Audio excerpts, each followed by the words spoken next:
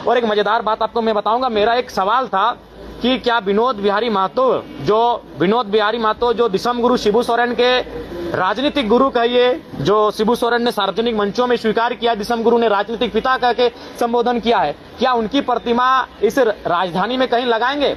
सरकार का जो उत्तर था बड़ा एकदम मैंने उस उत्तर को सुनकर आप आश्चर्य करेंगे। सरकार का उत्तर था कि कहीं जमीन ही नहीं है।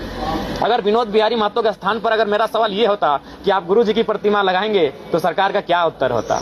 सरकार को इतनी कुंठित मानसिकता के साथ कार्य नहीं करना चाहिए।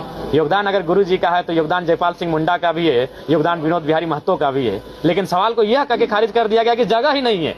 आश्चर्यजनक, विनोद बिहारी महतो के लिए जगह नहीं इस राज्य में एक स्टेच्यू के लिए। घोर आश्चर्यजनक, जिस विनोद बिहारी महतो ने दिसम गुरु को अपने घर में रखा और उन्हें मैंने पढ़ाया, उन्हें राजनीति में लाया, और साफ शब्द में झारखंड मुक्ति मोर्चा विनोद बिहारी महतो के पैसे से बना है। वह उस समय वकील थे, दिसम गुरु इतने सक्षम नहीं थे।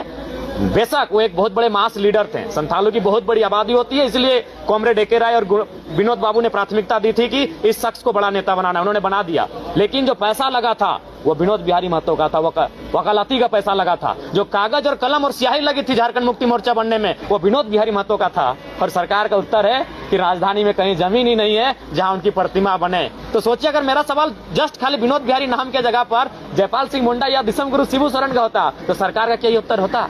क्या सरकार को इस प्रकार से संकीर्ण राजनीति करनी चाहिए? इस प्रकार से संकीर्ण सोच रखनी चाहिए? ये दुर्भाग्य राज्य की सरकार का।